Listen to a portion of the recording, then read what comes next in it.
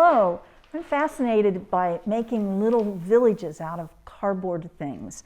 And I start with a paper bag, and then from that I cut pieces that I need to fit different sizes because I'm starting with boxes. And boxes come in all different shapes and colors and sizes. But I'm not really interested in seeing that this is a fancy box, although this one is very nice because the sides are all the same, but the advertisement is on the top. So I would cover the top. This would be the bottom because I can't really put a lot on that, but it can stand very nicely. So that's one of the boxes that I'm using. One of them is a butter box, and I cut it in half to make it the right height. And then another thing that I use often is either toilet rolls or paper towel rolls. They come in really handy. You can cut them short, cut them long, a lot of things you can do with them. The first thing I did to start my village was to cover the boxes so they would be nice and brown and all the same color. And so let me show you how I did that, because it's not hard, but it does take a little bit of measuring. So I want to know, I don't have to cover the bottom because it's just going to sit like that. I have to cover the other sides. So I need a piece of paper that's going to cover that. And if you've wrapped presents, you kind of know this process. But the first thing I did was to find out how big this is, you know, all the different sizes. This one happens to be the same size on each side. That made it really easy because what I did is then I drew a grid. So just my lines. They're not going to show because I can turn it inside out and have clear. The next thing I did was to fold the paper along those lines. So I folded it both ways, that way, that way. I folded this way, that way. So you can kind of see the grid in the folds. Then I'm going to cover this. Now, that's fine for covering these two sides and the top, but what do I do with all this extra material here? Well, usually I cut some of it out, or cut it so that I don't have to do it. And I'm going to show you on this one because I did cut. Now this one was also a big square piece of paper with the grid. And what I did in the corners is I cut a line from the corner to the other side of that square. Did that on each corner. Because now what I can do is I can take this, glue these two sides up, let that attach, and then,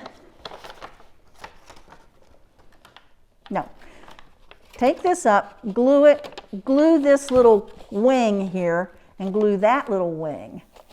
And then bring this up and glue the wings here. Now, what's going to happen is you're going to have a little overlap. It's not a problem on this side because you're going to glue this up over top of it. But when you get to the far side, all you'll need to do is just clip off that little wing and it'll be nice. But you don't have a lot of folded paper on one side. It just thins it out all the way. It makes it equal all the way around. The equipment that I use, of course, a ruler and a pencil for making my grid, scissors prior to that for cutting out the square. Sometimes I use Elmer's glue and sometimes I use a glue gun. It depends on how much I have to put together, how sturdy the connection has to be. Like, you know, box to box might be a little bit easier to break apart if you used Elmer's, but if you use glue gun, no. The other thing is, when I saw this, I thought, well, what a nice, put this here, what a nice tower that would be. But if it's a tower, it's going to have a roof. Egg cartons make great roof objects for things that are small enough. So as you can see, that's very whimsical, and it just looks like it belongs there. And so that's going to be the roof for this project. Sometimes I need to make additional pieces of character things to get from one level to another. You might need some steps. So I took a piece of my paper and I just folded it, knowing that One side is going to be a little bit longer than the other side, so the rise and the slants are all the right height. And the length of this just depends on where you're going to place it. Like if you're placing it from here to there, you just have to figure out how long it needs to be. And then you're going to attach it, after you cover your box, you're going to attach it here. And if you have this on a platform, then you can attach it there too. Sometimes to get from one level to the next, I might want a ladder. I just went out in the yard and got some sticks and then just pasted little pieces of paper across them so that I have and then this will also be glue gunned down so that it doesn't slide like that. But there's just lots of little things that we can do to make this kind of creative. So I'm going to start working, and I'll come back and show you what I've made. One day we had or actually night, we had a storm, and it blew and rained, and it was just, all over the place. So the next day I looked out in my backyard, and there was this big stick or branch that had fallen off of a tree. Now it was a lot bigger than this. I decided that I could find something I could do with it artistically. And I decided it needed to have a village and a story to go with it. So I dragged that thing in under the porch so it wouldn't get wet again. And then I had to cut it to size. As you can see, I chopped it off here and I chopped it off here and here so that it was a size that I could manage inside my house. And then I took this part in the house and I put it on the floor in the kitchen, and I looked at it for a while because I wasn't sure what I was going to do with it, but I thought it was going to be a village, a treetop village. So then this all kind of started to develop itself. Of course, because this is up in the treetops, I had to have a base to put it on. So I put this brown paper, and this is brown paper packaging, or grocery bags, and this is just a piece of paper. And then I drew a picture of the size that I was going to work in. So I didn't have to have this up on my counter. I just had that piece of paper. And then I started finding boxes and things like that I could cover and make as part of my village. And I kind of positioned them over that drawing so I'd know how they'd fit in the village. And then when everything was covered and ready to go, I put it in and I glued it down. Some of the things that I thought of is, well, if this is a people living up in a tree, they've got factories and houses and everything, but they're going to need some water because they can't have a stream running through the village, so they have to collect it. And you can see there are a couple of water towers here. They collect their water, so they have water. And they do have animals, whether they're not going to be like donkeys and things, because how would a donkey get up in a tree? But they could have kitty cats and maybe even little dogs.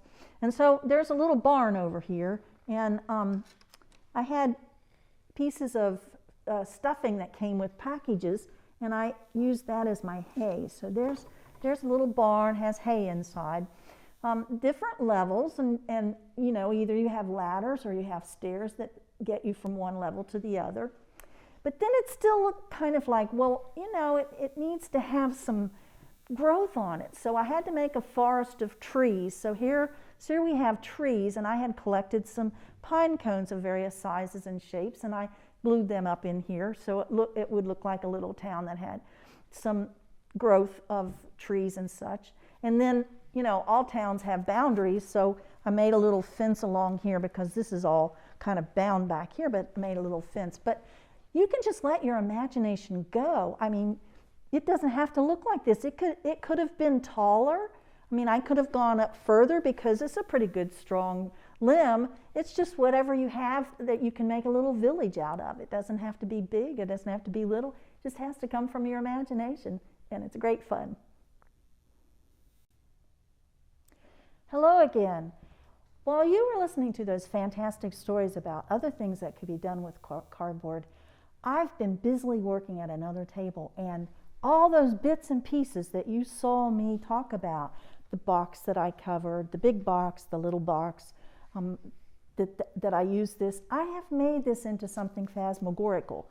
And so let me show you how it turned out. This is how my imagination went when I dressed this up with a story in mind. So this is Rapunzel, I guess you can tell.